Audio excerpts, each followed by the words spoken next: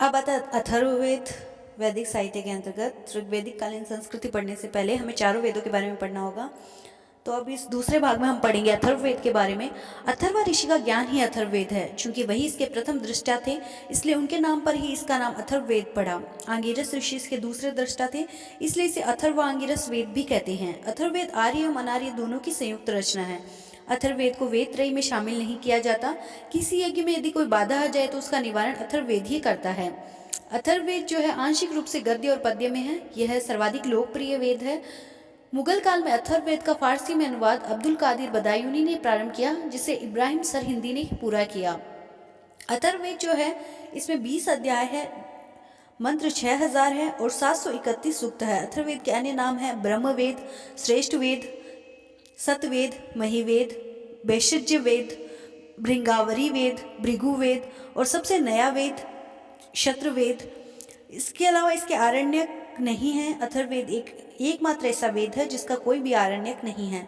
इसका ब्राह्मण भी एकमात्र है, गोपत ब्राह्मण। इसका एक ही ब्राह्मण ग्रंथ है जिसको कहते हैं गोपत ब्राह्मण। अथर्ववेद में कुछ बातें वर्णित हैं जो इस प्रकार है। इसी में परीक्षित का पहला उल्लेख मृत्युलोक के देवता के रूप में हुआ है। परीक्षित को संगीत का नायक एवं विश्वजनीय राजा कहा गया है। मगध एवं अंग का पहली बार उल्लेख इसी में मिलता है। अयोध्या का उल्लेख अथर्ववेद में हुआ है। यद्यपि ऋग्वेद के 10वें मंडल में भी अयोध्या का उल्लेख मिलता है, लेकिन यह मंडल अथर्ववेद के बाद का है। अथर्ववेद में मगध के लोगों को ब्रात्य कहा गया है। जनता द्वारा राजा के चुनाव का उदाहरण अथर्ववेद के राज तिलोकोत्सव मंत्र से प्राप्त होता है। अथर्ववेद में राजा को राष्ट्रीय भृत्य की संज्ञा दी गई है। अथर्ववेद के एक मंत्र में स जायते पुनः कहकर स्पष्ट किया गया है कि आत्मा का पुनर्जन्म होता है। स्वर्ग शब्द का उल्लेख इसी में मिलता है। अथर्ववेद में राष्ट्र महिमा एवं राष्ट्रभाषा जैसे अवधारणाओं का उल्लेख हुआ है। इसके पृथ्वी सूक्त में वर्णित है, भूमि माता है और मैं उसका पुत्र हूँ। पृथ्वी सूक्त को अथर्ववेद का प्रतिनिधि सूक्त कहा जाता है। इसमें भूमि की तुलना एक ऐसी गाय से की गई है जो अपनी विभिन्न संतानों को एक समान भाव से प्रेम करती है। अथर्ववेद में नष्ट हुए राष्ट्र की उपमा पानी भरती हुई टूटी नाव से की गई है। इसमें कुछ संस्कारों, भूत प्रेत, वशीकरण, विपत्तियों, व्याधियों, भूकंप, वर्षा कराने वाले मंत्रों, कीड़ों के विनाश का उपाय तथा फसलों को रोगग्रस्त एवं सूखे से बचाने के मंत्रों का उल्लेख भी है। वैसे इसके अतिरिक्त अथर्ववेद में आयुर्वेद भी इसी का एक ग्रंथ है, अर्थात जीवन का विज्ञान। इसका सबसे पहला उल्लेख अथर्ववेद में मिलता है। अथर्ववेद में वर्णित है कि युद्ध पहले मस्तिष्क से लड़ा जाता है और बाद में भूमि पर इसका प्रयोग होता है। अथर्ववेद में चारों वेदों के बाद पुराण का उल्लेख भी है। अथर्ववेद के उपनिषद है मुंडक उपनिषद, मांडुक्य उपनिषद, प्रश्नोपनिषद। तो मुंडक उपनिषद में है, इसमें विद्या के 2 प्रकार परा एवं अपरा, सत्यमेव जयते। यज्ञ एक ऐसी टूटी हुई नाव है जैसे वाक्यांशों का उल्लेख मिलता है। परा विद्या के विषय कर्मकांडी है, जबकि अपरा विद्या का संबंध शाश्वत ब्रह्म से है। मांडुक्य उपनिषद इसमें कहा गया है कि पूरी दुनिया की उत्पत्ति ब्रह्म से हुई है। यह ब्रह्म सगुण भी है और निर्गुण भी। प्रश्न उपनिषद इसमें ऋषि पिपलाद एवं 6 ऋषियों का वार्तालाप का संकलन किया गया है। प्रारंभ में वेदों का अध्ययन गायत्री मंत्र से प्रारंभ होता था, किंतु बाद में वेदों के साथ अलग अलग देवताओं को जोड़ा गया। ऋग्वेद इस वेद के अध्ययन के लिए पूर्व पृथ्वी का आह्वान तथा अग्नि की आहुति दी जाती थी। सामवेद इस वेद के अध्ययन से पूर्व ध्वस का आह्वान किया जाता था एवं सूर्य की आहुति समर्पित की जाती थी। यजुर्वेद इस वेद के अध्ययन से पूर्व अंतरिक्ष का आह्वान किया जाता था और वायु की आहुति दी जाती थी। और अंतिम अथर्ववेद इस वेद के अध्ययन से पूर्व चारों दिशाओं की पूजा की कर उनकी आहुति दी जाती थी। ऋग्वैदिक काल या पूर्व वैदिक काल जो हम कहते हैं वो 1500 ईस्वी पूर्व से 1000 ईस्वी पूर्व तक माना जाता है। हालांकि इस बारे में विद्वानों में मतभेद है। ऋग्वैदिक भौगोलिक क्षेत्र कौन सा था? तो ऋग्वेद काल का भौगोलिक क्षेत्र सिंध सभ्यता, पंजाब, सिंध, बलूचिस्तान तक विस्तृत थी। वहीं ऋग्वैदिक आर्य इसके साथ साथ अफगानिस्तान तक भी फैले हुए थे। सिंधु, सरस्वती एवं पंजाब की 5 नदियों वाले क्षेत्र को सप्त सिंधव कहा जाता था। इसमें पंजाब, सिंध और अफगानिस्तान का प्रदेश सम्मिलित था। सप्त सिंधव क्षेत्रों को आर्य देवताओं द्वारा निर्मित कहते थे। यही क्षेत्र ऋग्वैदिक आर्यों का पहला निवास स्थान था और यहीं पर ऋग्वेद की रचना हुई थी। आर्यों के मूल स्थान के बारे में भी, निवास स्थान के बारे में सभी विद्वानों में मतभेद है। कुछ इतिहासकार मानते हैं कि वो उनका निवास जो था, मूल निवास वो भारत में था, कुछ बाहर मानते हैं। तो अगर हम हर कथन पर विचार करें तो भारत में ऋग्वैदिक आर्यों का मूल स्थान था। इस बारे में पंडित गंगानाथ झा ने ब्रह्मर्षि देश कहा है। D.S. त्रिवेद ने मुल्तान में स्थित देविका कहा है। डी कल्ला ने कश्मीर या हिमालय को माना है। भगवान दास गिडवानी ने अपनी पुस्तक रिटर्न ऑफ द आर्यंस में भारत को ही आर्यों का मूल निवास कहा है। स्वामी दयानंद सरस्वती एवं पार्टीजन ने आर्यों को तिब्बत का मूल निवास बताया है। तिब्बत भी उस समय भारत में ही आता था। श्री अविनाश चंद्र दास ने आर्यों का प्राचीन निवास स्थान सप्त सिंधव बताया। अर्थात ये सब विद्वान भारत के ही विभिन्न क्षेत्रों को आर्यों का मूल निवास स्थान बताते हैं। भारत से बाहर पे अगर हम बात करें तो बाल गंगाधर तिलक ने अपनी पुस्तक में आर्टिक्स होम इन द वेदास में आर्कटिक को आर्यों का मूल निवास स्थान बताया, उत्तरी ध्रुव को। तिलक के अनुसार ऋग्वेद के अनेक सूक्तों में 6 मास की रात और 6 मास के दिन का वर्णन है, जो आर्कटिक क्षेत्र की विशेषता है। पेनका एवं हर्ट ने जर्मनी बताया है। पी गाइल्स ने यूरोप में हंगरी बताया है। एडवर्ड मेयर पामीर पठार को मानते हैं। नेरिंग एवं गार्डन चाइल्ड ने दक्षिणी रूस के यूक्रेन को आर्यों का मूल निवास स्थान माना है। ब्रांडेनस्टाइन के अनुसार सोवियत संघ के यूराल पर्वत के दक्षिण में स्थित सूखी घास का मैदान ही भारतीय भाषा और संस्कृति का प्रथम स्थान है। इसके अलावा मध्य एशिया के संबंध में भी विद्वानों के मत हैं। सर्वप्रथम जेडी रोड्स ने आर्य का मूल अभिजन मध्य एशिया प्रतिपादित किया। रोड्स के अनुसार आर्य लोग बैक्टीरिया के निवासी थे। तत्पश्चात मैक्स मूलर ने भी मध्य एशिया के सिद्धांत पे ही मान्यता दी है अपनी। निष्कर्षतः हम ये कह सकते हैं कि इनका मूल स्थान जो है भारत ही रहा होगा, क्योंकि ये आक्रांता नहीं थे। और ऋग्वेद में भी ऐसा ही वर्णन मिलता है कि इनका ऋग्वेद में जो भौगोलिक क्षेत्र बताया गया है, इनका प्रारंभिक क्षेत्र बताया गया है, वो सप्त सिंधव भारत में ही है। आर्य संस्कृति की विशेषताएं भी रही है। आर्य संस्कृति की सबसे प्रमुख विशेषता हिंद यूरोपीय भाषा थी। BL लाल का मत है कि भारतीय उपमहाद्वीप का उत्तर पश्चिम भाग ही भारोपीय भाषा का जन्म स्थान था। सर्वप्रथम न्यायमूर्ति विलियम जोन्स ने ही भारोपीय भाषा की संकल्पना दी थी। उनकी इस खोज की संस्कृत, प्राचीन यूनानी में लैटिन भाषाएं और भारोपीय वर्ग की हैं को हिगल ने नई दुनिया का आविष्कार कहा। हिंदू यूरोपीय भाषा का सबसे पुराना नमूना इराक से प्राप्त एक अभिलेख है, जो 2200 ईस्वी पूर्व का है। अश्व की उपयोगिता, युद्ध रथ का प्रयोग, आर्य पहिए का आविष्कार, दाह संस्कार, अग्नि पूजा, पशु बलि एवं सोमपान की प्रथा को आर्य संस्कृति की विशेषता माना जाता है। गार्डन चाइल्ड ने अपनी पुस्तक द एरियंस में घोषणा की है कि मानव परिवार में आर्य लोग सर्वाधिक बुद्धिमान एवं प्रगतिशील थे, लेकिन इसके तुरंत बाद ही उन्होंने स्वयं अपने खोज की निंदा की थी। अब आती है ऋग्वैदिक कालीन राजनीतिक स्थिति, राजनीति और प्रशासन का स्वरूप। ऋग्वैदिक काल में राजतंत्र का ही प्रचलन था। JP शर्मा महोदय का विचार है कि कुछ जनों में गणराज्य व्यवस्था भी थी, क्योंकि 10वें मंडल में गणतंत्रात्मक समिति का उल्लेख हुआ है। राज्य भूक्षेत्र आधारित नहीं होता था और राजा जन का रक्षक कहलाता था, इसलिए उसे गोपता जनस्य कहा जाता था। ऋग्वैदिक कालीन राजनीतिक संस्था में पहली संस्था जो है वो है राजा। ऋग्वैदिक राजा विषपति एवं गोपति की उपाधि धारण करता था। राजा के 2 कार्य थे, युद्ध का नेतृत्व करना और अपने जन की रक्षा करना। राजपद अभी देवीय नहीं था और राजा की स्थिति कबाइली मुखिया जैसी थी। ऋग्वेद में 24 जनों का उल्लेख है। ऋग्वेद के कुछ उदाहरणों में प्रजा द्वारा समिति के माध्यम से राजा के निर्वाचन का भी उल्लेख मिलता है, लेकिन फिर भी राजपद वंशानुगत ही था। राजा की वंशावलियां उसके वंशानुगत उत्तराधिकार की द्योतक है। ऋग्वैदिक युग में राजा भूमि का स्वामी नहीं था, भूमि पर स्वामित्व संपूर्ण कबीले का था। यही कारण है कि वह भूपति, नरपति, महीपति की उपाधियां धारण नहीं करता था। उसके बाद राजाओं के जैसे वंश भी आते हैं जो हमें ऋग्वेद काल में पढ़ने को मिलते हैं। तो उनमें पहला वंश आता है भरत वंश। ऋग्वैदिक भरतों का आदिवास सरस्वती और यमुना नदी के बीच का प्रदेश था। दिवोदास भरतों का राजा था, जिसने शंबर नाम के दास राजा को पराजित किया था। वह सुदास का पिता था।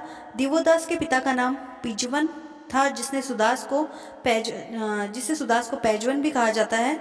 सुदास ऋग्वैदिक आर्यों का सबसे शक्तिशाली शासक था। देवश्रतस एवं देवरात सुदास के अंतर्गत भरत समुदाय के राजा हुए। दूसरा वंश पुरुवंश। पुरु लोग सरस्वती के दोनों तट पर रहते थे। उन्होंने सर्वप्रथम राजा दुग्राह एवं गिरिशिक्त का नाम आता है। पुरु एवं भरत सबसे प्रभावशाली थे। शुरू में ही वे सहयोगी थे, परंतु बाद में पुरु और भरत वंश में शत्रुता हो गई। ऋग्वेद में पुरुओं का सबसे शक्तिशाली राजा त्रस्युदस्यु था। गिरिक्षित का पुत्र पुरुकुस्य था, जिसकी मृत्यु दशराज युद्ध में हुई थी। सागर को ऋग्वैदिक काल का अंतिम राजा माना जाता है। अब ऋग्वैदिक कालीन प्रशासनिक अधिकारियों की बात करते हैं। ऋग्वैदिक युग में प्रशासनिक अधिकारियों की संख्या सीमित थी। प्रमुख अधिकारी निम्नलिखित थे। पहला था पुरोहित। यह सबसे महत्वपूर्ण प्रशासनिक अधिकारी था। वह राजा का शिक्षक, पथ प्रदर्शक एवं मित्र था। यह भी राजा के साथ युद्ध में जाता था। दूसरा था सेनानी। तीसरा ग्रामणी। चौथा स्पष्ट, जिसका अर्थ होता गुप्तचर। पांचवा वाज्रपति, जो कि चारागाह या बड़े जत्थे का प्रधान होता था। वह युद्ध के समय कुल्पों को संगठित कर युद्ध के मैदान में ले जाता था। इसके उपस्थित या इव्य ये राजा के व्यक्तिगत कर्मचारी थे। रत्निन, सेनानी, ग्रामीण, सूत एवं करमार को सम्मिलित रूप से रत्निन कहा जाता था। ग्रामीण एवं सूत को राजाकृत अर्थात राजा बनाने वाला भी कहा जाता था। रथकार का ऋग्वैदिक समाज में सम्मान था और इसका भी उपनयन संस्कार होता था। आर्यों के सामाजिक जीवन में रथों का अत्यधिक महत्व होने के कारण तक्षा बढ़ई को भी, जो कमार तक्षा बढ़ई, जो हमें अलग अलग शब्द मिलते हैं बढ़ई के लिए, उसका भी काफ़ी महत्व था, उसकी सामाजिक प्रतिष्ठा थी। राष्ट्रीय यज्ञ में राजा इन सभी अधिकारियों के घर जाता था जहाँ पर देवताओं की बलि दी जाती थी और एक नियमानुकूल अभिषेक एवं ब्राह्मणों द्वारा जल संचयन किया जाता था। इसे ही रत्न बीसी संस्कार कहा जाता था। इसके अलावा ऋग्वेदिक संस्थाएं हैं, प्रशासनिक संस्थाएं, जिसमें सभा, समिति और विदत एवं गण थी। सभा और समिति को अथर्ववेद में प्रजापति की पुत्रियां कहा गया है। सभा और समिति राजा को निरंकुश नहीं होने देती थी। ऋग्वेद में सभा का उल्लेख 8 बार, समिति का 9 बार, गण का 46 बार, विदत का 122 बार हुआ है। लुडविग ने सभा को अपर हाउस उच्च सदन और समिति को लोअर हाउस निम्न सदन कहा है। हिलब्रांट के अनुसार समिति संस्था थी जबकि सभा उसकी बैठक स्थल थी। केपी जायसवाल ने समिति को राष्ट्रीय संस्था एवं सभा को उसकी स्थायी समिति माना। सभा, इसे किलवदस्पद अर्थात पाप का विमोचन करने वाली कहा गया है। सभा के अध्यक्ष को सभ्य तथा सदस्यों को सुजात कहा गया है। सभा कुलीन वर्गों की संस्था थी, यह कुछ न्यायिक कार्य भी करती थी। दूसरे नंबर आती है समिति। समिति जो थी वो साधारण लोगों की संस्था थी। इसके अध्यक्ष को ईशान कहा जाता था। समिति का सबसे महत्वपूर्ण कार्य था राजा का चुनाव करना। विदत, रात कहते हैं यह संस्था सैनिक और असैनिक एवं धार्मिक कार्यों से संबंधित थी। इसी कारण केपी जायसवाल विदत को एक बड़ी मौलिक सभा मानते थे। वहीं रामशरण शर्मा ने इसे आर्यों की प्राचीनतम संस्था जनसभा बताया है। विदत में नव वधु का स्वागत, स्त्रियों की उपस्थिति तथा उपज का वितरण होता था। गण, इसके विषय में अभी तक कुछ स्पष्ट नहीं है। विद्वानों के इसके बारे में भिन्न भिन्न मान्यता है कि इसके। अब आगे बात करते हैं ऋग्वेद कालीन प्रशासन की इकाई। जन, विश, ग्राम एवं कुल इस काल की प्रमुख प्रशासनिक इकाई थी। जन थी वो सबसे बड़ी इकाई थी, जिसका प्रमुख गोपति या जनस्य गोपा या राजन कहलाता था। उससे छोटी इकाई थी विश, जिसका प्रमुख विशपति कहलाता था। उससे छोटी थी ग्राम, जिसका प्रमुख ग्रामणी कहलाता था। और उससे छोटी थी कुल, इसका प्रमुख कुलपा कहलाता था। यह एक परिवार का प्रधान होता था। वस्तुतः ऋग्वैदिक कालीन ग्राम स्वजनों के समूह का बोध कराता है। उत्तर वैदिक काल में जाकर इसका अर्थ गांव हुआ था। ऋग्वैदिक काल का राजा किसी विशिष्ट भौगोलिक स्थिति या क्षेत्र पर स्थायी रूप से शासन करने वाला नहीं माना जा सकता। अतः ऋग्वैदिक राजन एक कबाली का मतलब एक मुखिया मात्र था, कबीले के सरदार से अधिक नहीं था। कर, इस समय कर के रूप में बलि का प्रचलन था, जो नियमित न होकर राजा को स्वेच्छा से दिया जाता था। महिलाओं को राजनीतिक एवं संपत्ति संबंधी अधिकार प्राप्त नहीं थे, लेकिन वे सभा, समिति एवं विदत में भाग जरूर लेती थी। इसके अलावा पर्ण, धन, राई युद्ध में जीते हुए धन के नाम थे। ऋग्वैदिक न्याय व्यवस्था सुधारात्मक थी। मृत्युदंड नहीं दिया जाता था। अपराध या दंड अर्थ आधारित था, जैसे शतदाय अर्थात एक व्यक्ति की जान की कीमत 100 गायें थी। ऋग्वैदिक युग में पुलिसकर्मी उग्र एवं जीव ग्रभ्य कहलाते थे। राजनीतिक स्थिति की सीमाएं, चूंकि इस काल की अर्थव्यवस्था एक निर्वाह अर्थव्यवस्था थी जिसमें अधिशेष की बहुत कम गुंजाइश थी, अतः करारोपण प्रणाली स्थापित नहीं हो पाई थी, इसलिए राजकीय अधिकारियों की संख्या भी सीमित थी। ऋग्वेद में न्याय अधिकारी एवं कर वसूल करने वाले किसी भी अधिकारी का उल्लेख नहीं है। चूंकि कर प्रणाली नियमित नहीं थी, ऐसे में राजा को एक नियमित या स्थायी सेना भी नहीं रख सकता था, क्योंकि वो वेतन नहीं दे सकता था उनको।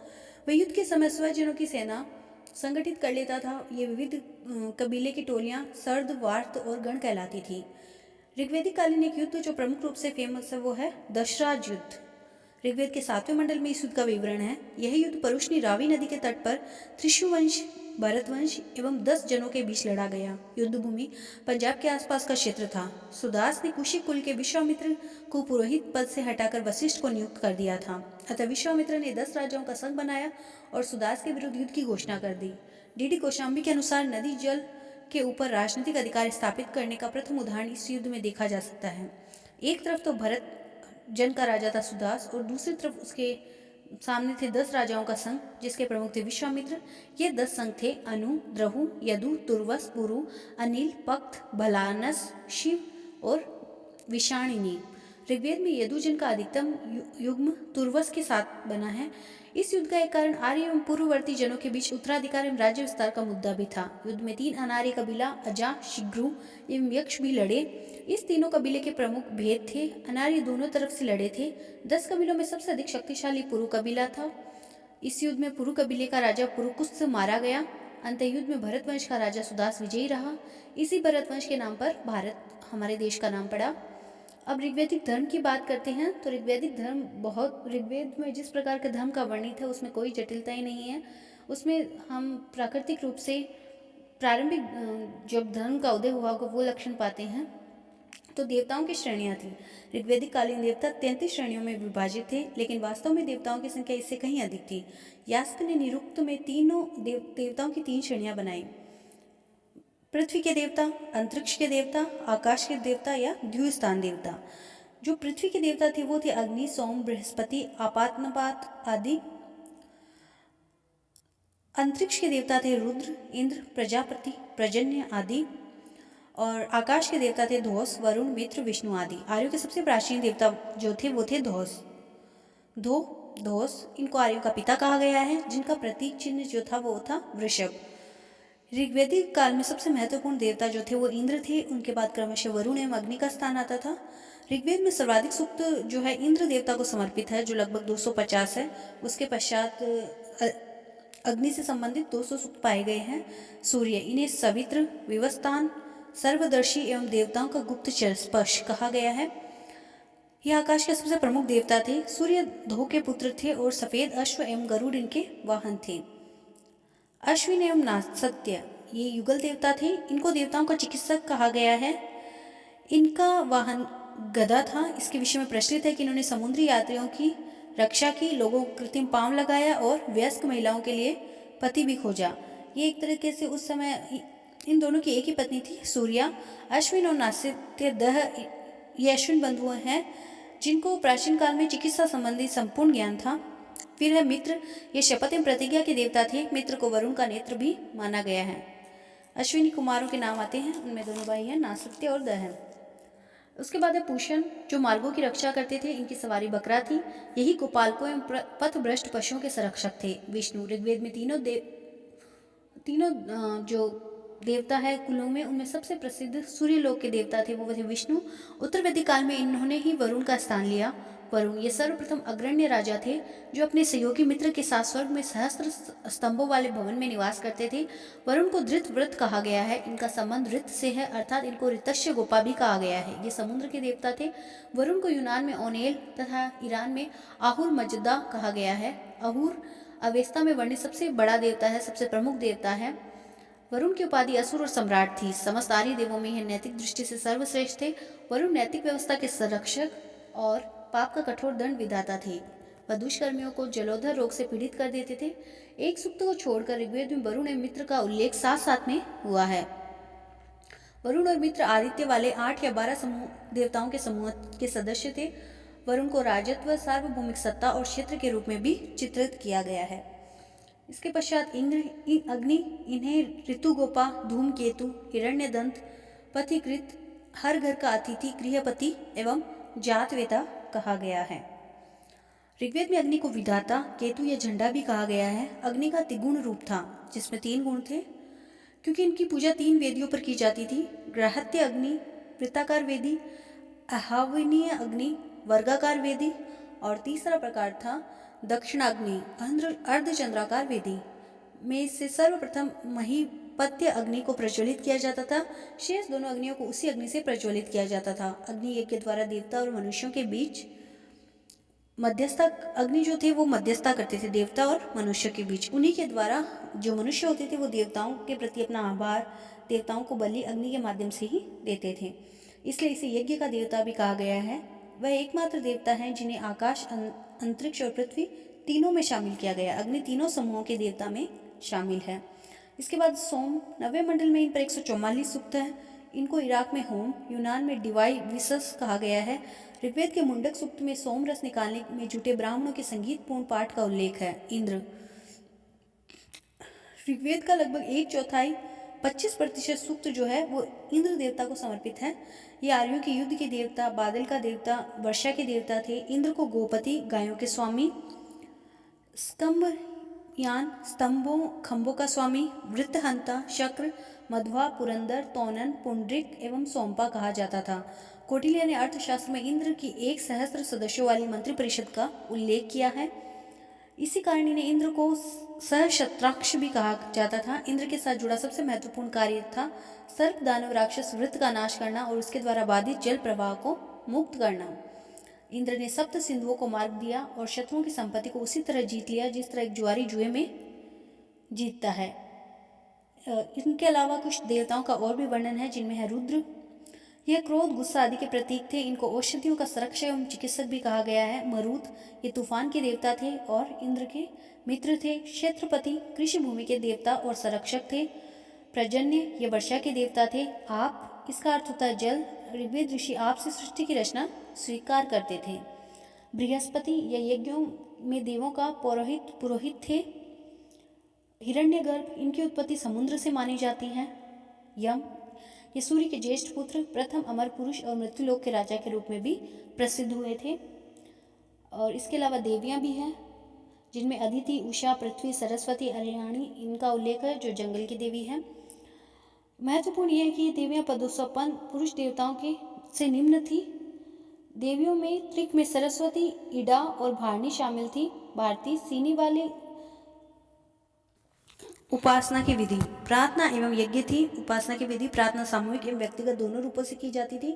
इस काल में यज्ञ की अपेक्षा प्रार्थना को विशेष महत्व दिया जाता था। यज्ञ में कभी अभिमंत्रोपचार एवं पशु की आहुति का विशेष महत्व नहीं दिया जाता था। उपासना का उद्देश्य जो था वो था ऋग्वेदिक काल में। पारलौकिक जीवन में तो यहाँ के लोग विश्वास नहीं करते थे ऋग्वेद काल तक, तो इनका जो उद्देश्य था वो इहलौकिक ही था। ये भौतिक सुखों की प्राप्ति के लिए उपासना करते थे, न कि मोक्ष और निर्वाण हेतु। ये भौतिक सुख है, युद्ध में विजय, ढेर सारे पशु, खूब संतान, अच्छी खेती। कुल मिलाकर उनका दृष्टिकोण उपयोगवादी एवं आशावादी था, जिसमें निराशावाद, काया क्लेश आदि की नाम मात्र की भी झलक नहीं मिलती। ऋषियों ने जीवन को बंधन मानकर उसे सुखों की उपेक्षा करने का प्रयास कभी नहीं किया। ऋग्वेदिककालीन धर्म की विशेषताएं भी इम्पोर्टेंट है। यद्यपि कभी कभी देवताओं की परिकल्पना पशु के रूप में की गई, जैसे सूर्य को वेगवान अश्व के रूप में, इंद्र को गाय खोजने वाले सरमा स्वान के रूप में, वृषभ के रूप में दिखाया गया है, परंतु पशुओं की पूजा का प्रचलन था, ऐसा कहना तार्किक नहीं। दद्रिका देवीय अश्व था। ऋग्वेदिक आर्यों ने प्रकृति का देवीकरण किया, क्योंकि देवता प्राकृतिक शक्तियों के प्रतीक थे। आर्यों ने देवताओं का मानवीकरण भी किया। मैक्स मूलर के अनुसार ऋग्वेदिक धर्म में हेनोथिज्म एवं कैथेनोज्म की प्रवृत्ति दिखती है तथा देववृंत में देवताओं की प्रधानता है। ऋग्वेदिक धर्म मुख्यतः बहुदेववादी था, लेकिन अंतिम चरण में एकेश्वरवाद की ओर बढ़ रहा था। ऋग्वेद के 10वें मंडल नास्तीय सूक्त में स्पष्टतः एकेश्वरवाद की अभिव्यक्ति होती है, जिसमें साथ साथ निर्गुण ब्रह्म की उपासना भी की गई है। इसमें कहा गया है एकम सद विप्रा बहुधा विद्वंती। अतः अंतिम चरण में देवताओं के एकीकरण पर बल दिया जाने लगा। जैसे पृथ्वी एवं आकाश को जब एकीकृत किया जाता है तो उसका नाम पड़ता है धावा पृथ्वी। ऐसे ही वरुण और मित्र एवं उषा एवं रात्रि को जोड़ा गया। मरुतो, अश्विनों एवं आदित्यों को भी एक श्रेणी में रखा गया। ऋग्वेदिक देवता का संबंध ऋत से था। ऋत का अर्थ सत्य एवं अविनाशी सत्ता। ये एक नैतिक संस्था थी। सभी देवताओं की उत्पत्ति इसी से हुई थी। पासा खेलकर ऋत की रक्षा होती थी।